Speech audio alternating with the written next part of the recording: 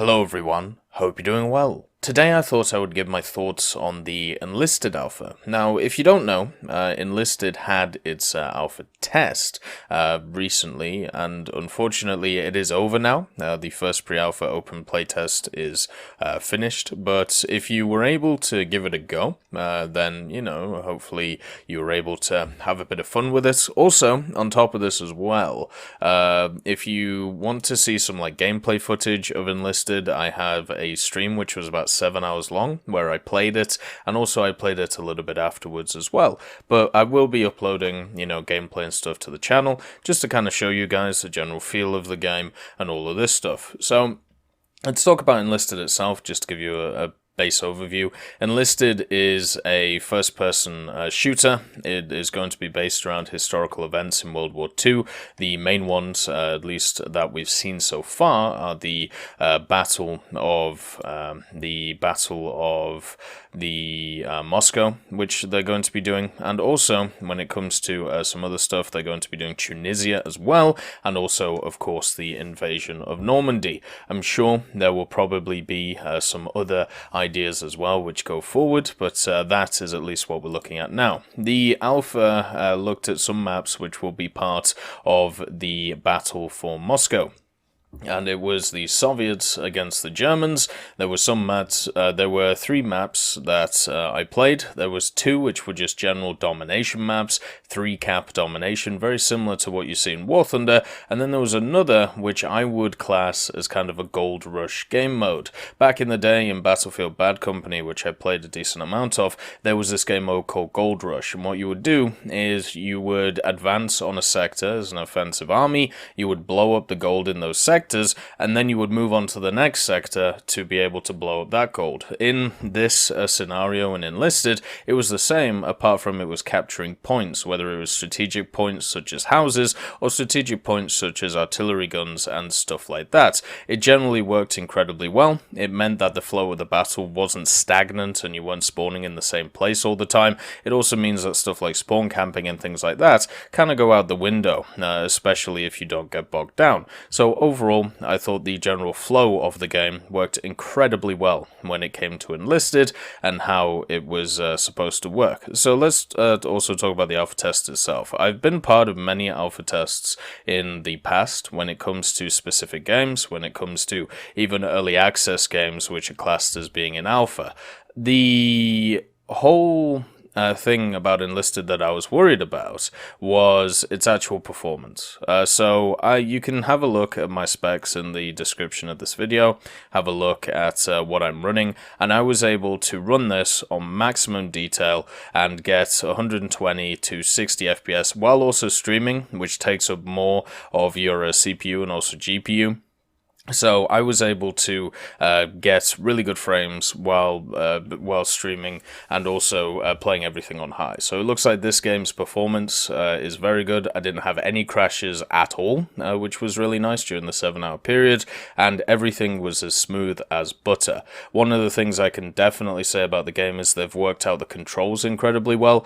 Everything feels very intuitive, at least on mouse and keyboard. I have never felt more home in a FPS experience. A lot of experiences that we get which are kind of like Enlisted are from older games, so stuff like Rising Storm, stuff like Red Orchestra 2, stuff like Heroes and Generals, and a lot of these games are 5 to 10 years old at this point, or even more, and a lot of their controls are incredibly janky. When it comes to Enlisted, the controls are intuitive. One of the things in PC gaming that has been worked out for a while now is like the perfect control scheme when it comes to how to do stuff with mouse and keyboard, and I can definitely say Enlisted has actually, topped that, even to the point of where you don't have to just toggle or have automatic aim down sight. So what I mean by this is normally in a lot of games you have to pick, do you want to toggle your aim down sight or do you want to hold down a button and it does aim down sight?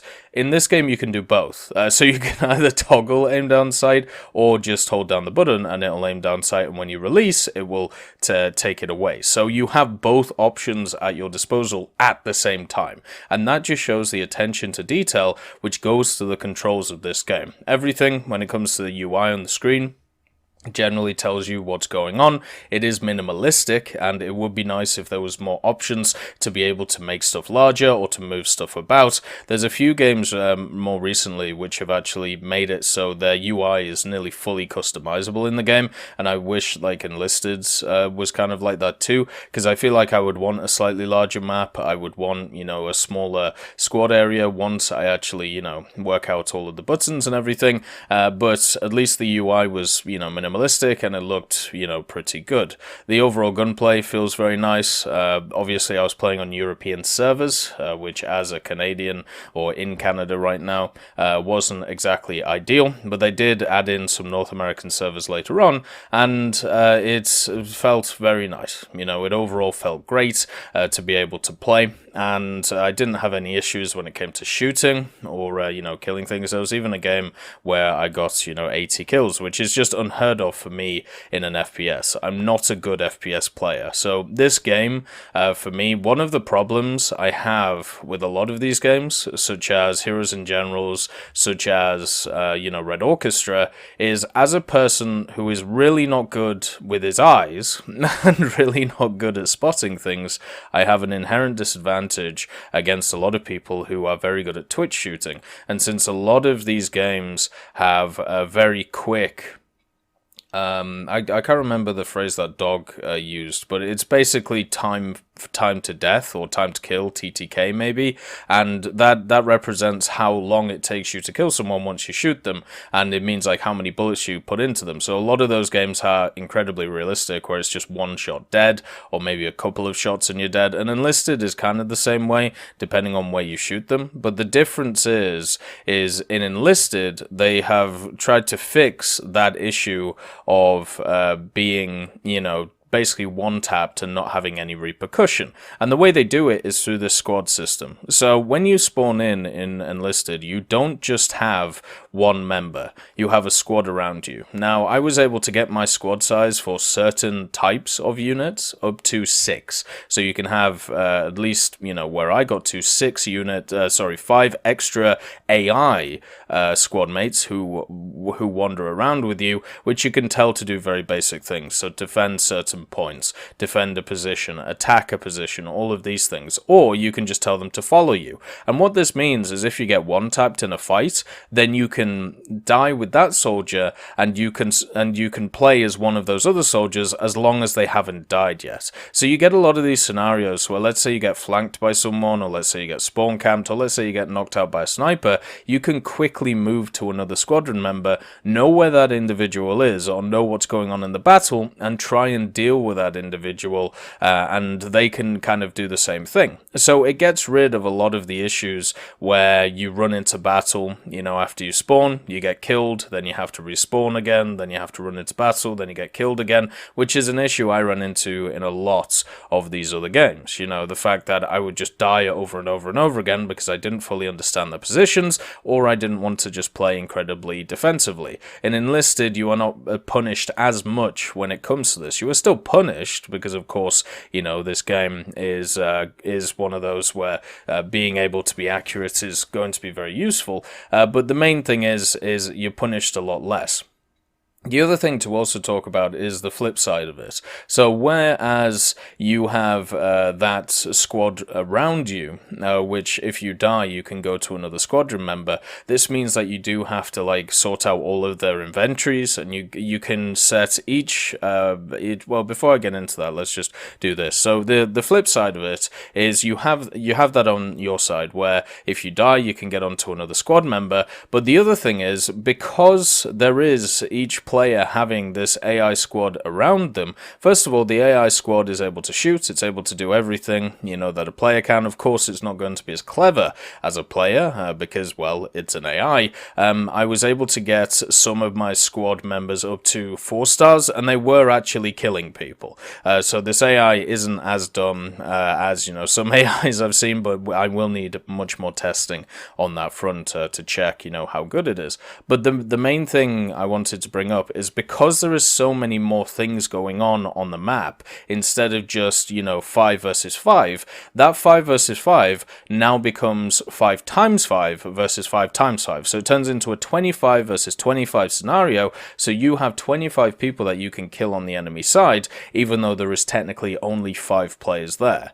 Do you see what I mean? So this means that everybody's KDs are massively inflated, and it's much easier to kill the majority of enemies that you'll fight. So you'll end up with everybody on teams getting positive KDs because they're technically killing AI. And this, from a psychological point of view, is actually very positive. So one of the problems that you have in stuff like Red Orchestra, even Halo or many other FPSs, if you have a bad game, it's really represented on the scorecard. So, you could be like 2-15, right? And you've just had an absolutely terrible game, you've been battered. But in Enlisted, because of the amount of AI running around, because of the amount of, people you can go after, and normally you will actually have a positive KD. It's very hard to go negative KD in Enlisted unless you're running in like a headless chicken, like of course somebody will be. So not just it gives you more survivability on the other end of things because of this squad, it also means that you can go after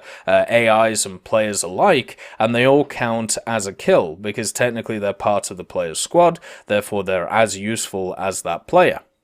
So overall, it means that you get this positive aspect, which a lot of these other games don't give you, which is the fact that you feel like you're killing a lot of players, and everybody is able to do it because there's so much AI running around the place. So I actually really like that, as a person who isn't too good at FPSs and has had many negative experiences in them just because I'm not very good at them, and also my, reactions isn't great. That's kind of one of the things that kind of put me towards War Thunder instead of other games, because your reactions don't have to be amazing in War Thunder. You just have to like map knowledge and stuff like that is much more actually useful in War Thunder than twitch fingering. So it's just kind of nice that Enlisted emboldens that a little bit as well.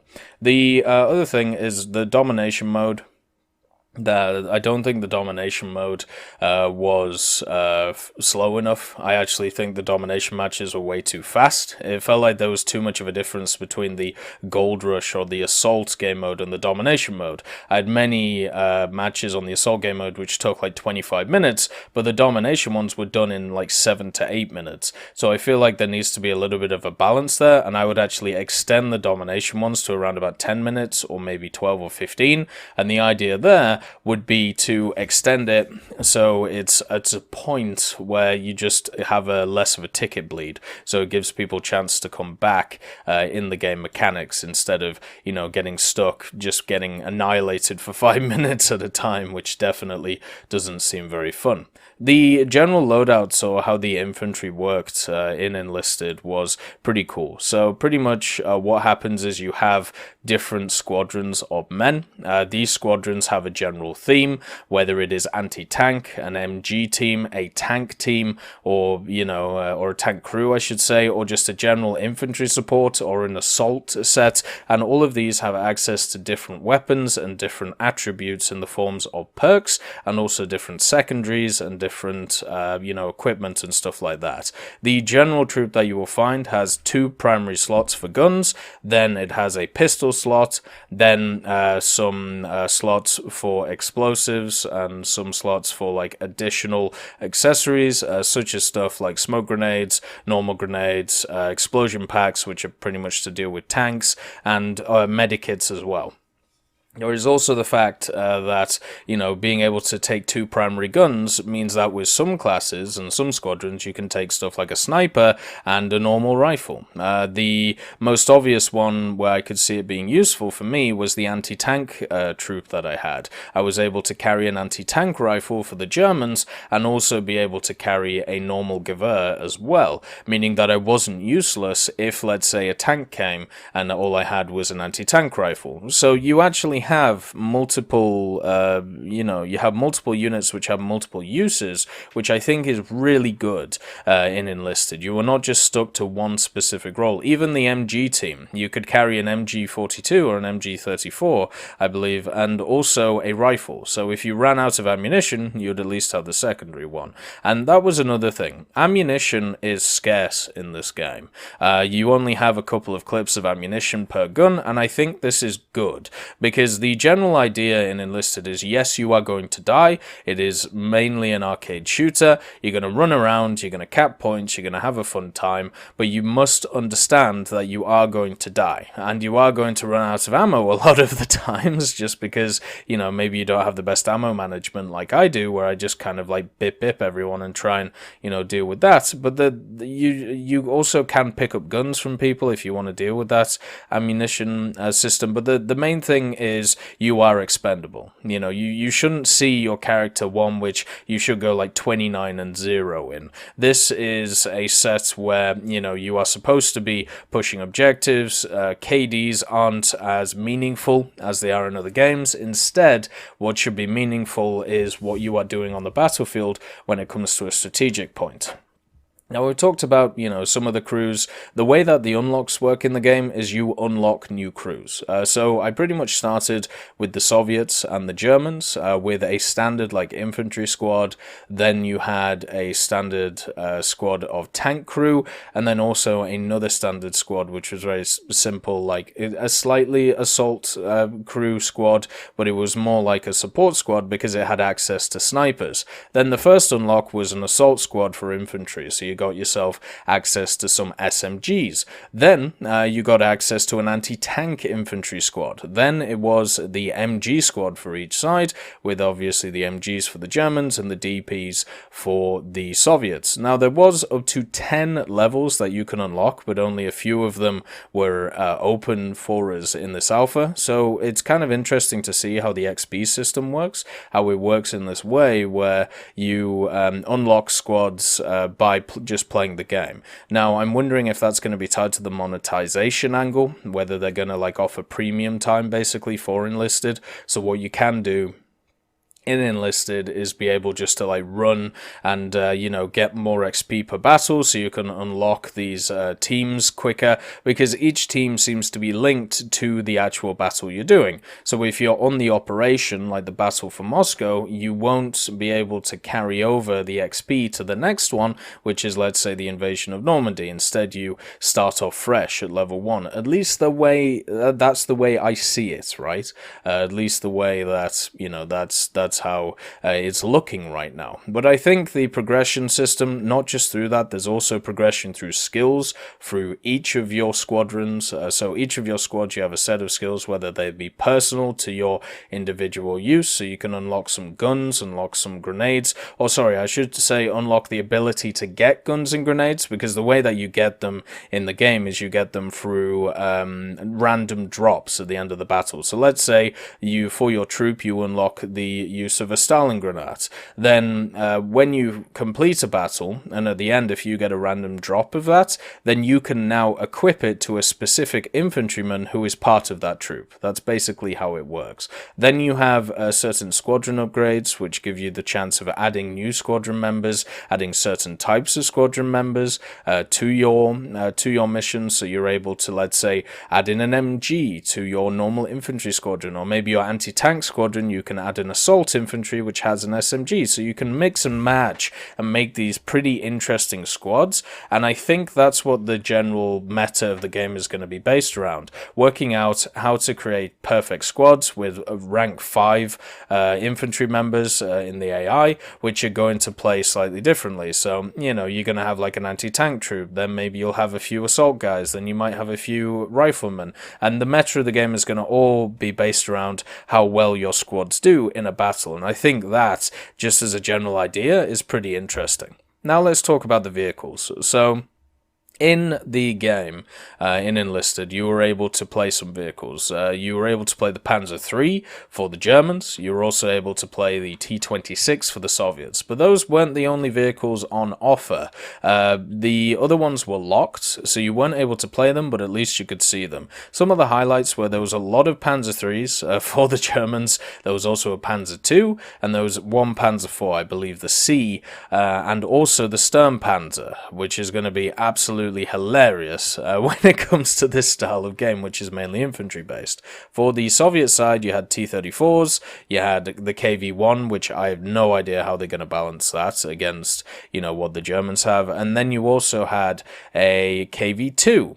Because why not? So you have some big guys, big boomers when it comes to the tanks, and as usual in games like this, if the tank commanders know what they're doing with their tank crews, the tanks are incredibly OP, and it is just kind of how it is. Maybe it was because not many people were taking anti-tank troops, but the fact is, the way they limited tanks in this game is they made everything first person, which I think was a good move.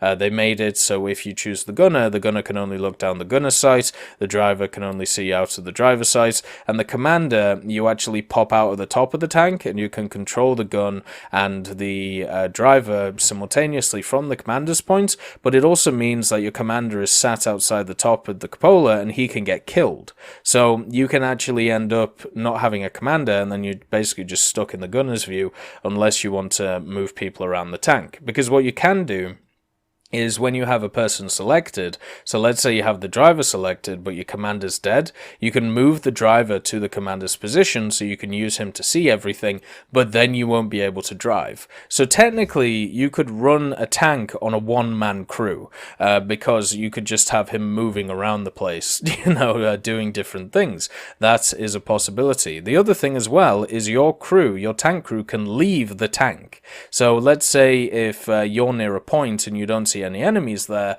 and you know for a fact that nothing's gonna happen in the area, then you can leave the tank, capture the points, because you can't capture the point in the vehicles, and then get back in your tank. Obviously this means that your tank's going to be a little bit vulnerable, but your tank crews can even get stuff like SMGs and be incredibly powerful as like a secondary unit instead of just cooped up in a T-26. So I like that versatility. I really like that versatility when it comes to the tank gameplay. I also really like the versatility of how it generally worked, but I did feel a lot of the time the same thing that I feel in a lot of other games which do this way worse than Enlisted, because they don't have that squad mechanic or they don't have the quick respawns. Stuff like Postscriptum, Hell Let Loose, is the fact that tanks are incredibly good in Enlisted if used correctly, and I'm a bit worried, as I always am when it comes to these style of games, that tanks, especially when you start bringing in stuff like KVs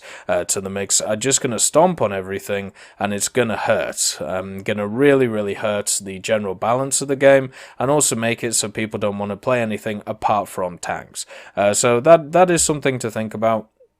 But the tank mechanics are nothing like War Thunder's, really. They're completely different to it, so that is not a great comparison. But I think from a first look, I was happy with my gameplay experience. The fact that it was incredibly smooth, the fact that it was, it wasn't as punishing as these other games that I've talked about. But if I was a person who is, let's say, coming from an FPS background, I'm not sure if this game is different enough from the other ones to be able to pick it up. The fact that it's free to play, though, does mean that there is no cost, to a person to actually just play it or give it a go. So I think that's definitely in its favor, and when Enlisted comes out, it is linked to your Gadget account. So I would just say if you have a Gadget account, give it a go. There's nothing stopping you from giving it a try and just having a go with it, because it is going to be free to play. I'm still skeptical about how the monetization's going to work, so I'm still waiting to see what goes on with that. If they do like a battle pass idea and don't like sell like crazy good guns or anything like that, if they just do like decorations and stuff and things like that, yeah, I'd be fine with it, but we'll have to see, right? The other thing is, it would be really nice to see some of the models of the infantry and stuff like that put into War Thunder. I think having the idea of these tank crews for War Thunder when you're in the hangar, or when you're in, you know, an end of the battle screen or something, and it just says like MVP award or something, and it shows your tank crew, that would be really awesome. And the fact that there is that here in a Gaijin published game, I think is wonderful. The main developers behind this are Darkflow Software, by the way, and Gaijin Entertainment is technically the publisher. This was also crowdfunded as well, so never ever forget that when it comes to, you know, this overall game. The other thing as well is just to look out for more updates. I'm sure they'll be doing more testing, but at least from this point of view, it was very positive. I hope you all have a wonderful day, and I'll see you next time.